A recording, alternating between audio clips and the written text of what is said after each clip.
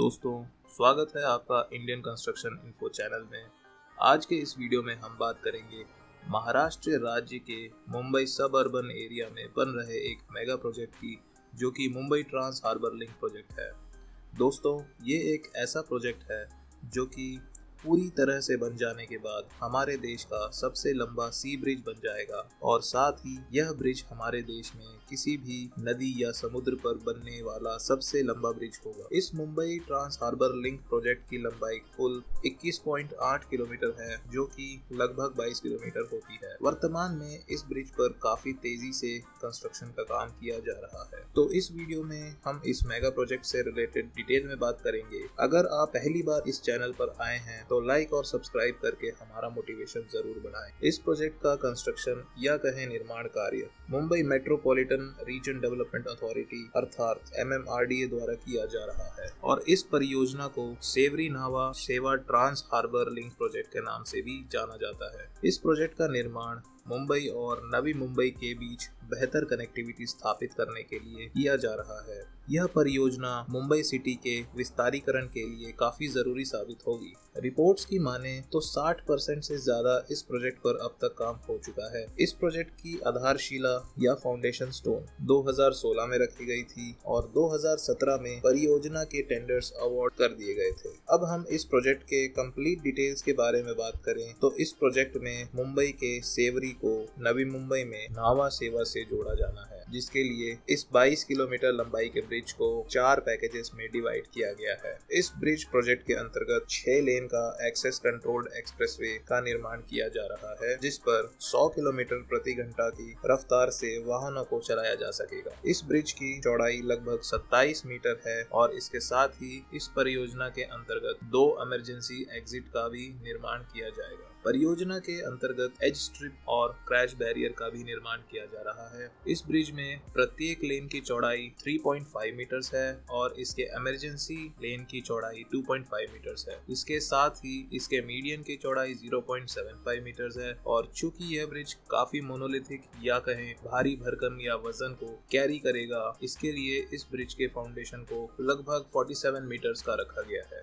पूरे 21.8 किलोमीटर लंबाई में लगभग 1300 हॉलो पियर्स का निर्माण किया गया है, जिसमें से समुद्र के अंदर 1089 पियर्स को स्थापित किया गया है। यह ब्रिज थाने क्रीक से होकर गुजर रहा है और इस ब्रिज की समुद्र की सतह से ऊंचाई अप्रोक्सीमेटली 25 मीटर्स है, जिसकी वजह से आसानी से बड़ा समुद्री जहाज इस ब्रिज के नीचे से गुजर सकता है। और इसके लिए इस परियोजना के बीचों बीच अप्रोक्स 4 किलोमीटर लंबा स्टील स्पैन का सेक्शन दिया गया है, जो कि समुद्री जहाज को गुजरने के लिए अप्रोप्रिएट अंडरपास प्रोवाइड करेगा। इस ब्रिज के निर्माण में लगभग 70 ऑर्थोट्रोपिक स्टील डेक स्पैन या कहें OSD स्पैन का इस्तेमाल किया जा रहा है। इसमें सबसे लंबा OSD स्पैन की लंबाई लगभग 180 मीटर है और सबसे छोटे OSD स्पैन की लंबाई लगभग 100 मीटर है। OSD ब्रिज स्पैन कम वजन के साथ एक स्ट्रॉन्गर स्ट्रक्चर होता है कंक्रीट और कॉम्पोजिट ब्रिज गर्डर की तुलना में, और मुंबई ट्रांस हार्बर लिंक परियोजना के निर्माण में OSD स्पैन को ही सबसे उपयुक्त माना गया है। और इस परियोजना के स्पैन में इस्तेमाल होने वाले प्रीकास्ट सेगमेंट की लंबाई 3.32 मीटर्स होगी और इसकी चौड़ाई 14.8 मीटर्स होगी और इसका निर्माण 2 स्थानों पर किया जा रहा है।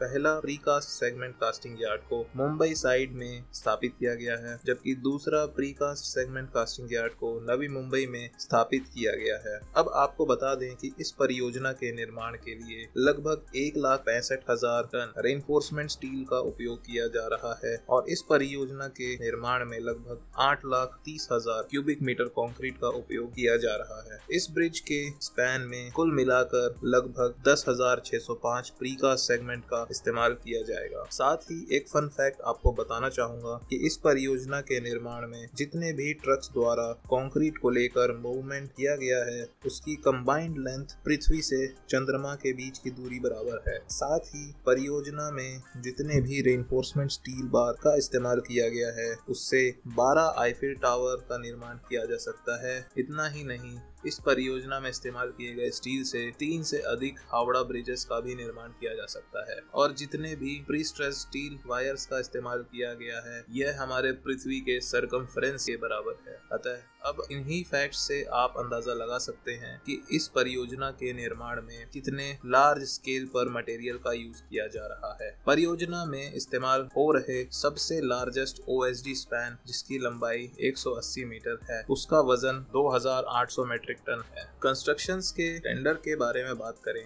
तो पैकेज 1 और पैकेज 3 का कार्य लार्सन एंड टूब्रो द्वारा किया जा रहा है, वहीं पैकेज 2 टाटा प्रोजेक्ट्स द्वारा बनाया जा रहा है। पैकेज 1 का काम L&T ने IHI जापान के साथ पार्टनरशिप में करने का निर्णय लिया है, वहीं पैकेज 3 में L&T ने अकेले ही काम करने का निर्णय लिया है। वहीं अब पैकेज 2 के बारे में बात करें तो टाटा प्रोजेक्ट्स ने कोरिया के दाइवू के साथ कंस्ट्रक्शन वर्क करने का डिसीजन लिया है। पैकेज 1 के अंतर्गत सेवरी में एक मल्टी लेवल इंटरचेंज फैसिलिटी के साथ साथ करीब 10.3 किलोमीटर की 6 लेन मरीन ब्रिज बनाया जा रहा है जो कि सेवरी से मुंबई बे में होगा। पैकेज 1 के अंतर्गत बनने वाले इंटर टाइडल पोर्शन की लंबाई लगभग 2.90 किलोमीटर होगी और मरीन पोर्शन की लंबाई 6.98 किलोमीटर होगी। इस ब्रिज का पैकेज 1 सेवरी मड फ्लैट्स, पीर पावर जेट्टी और थाने क्रीक से होकर गुजरेगा और पैकेज 1 का लगभग पूरा भाग समुद्र के ऊपर बनाया जा रहा है।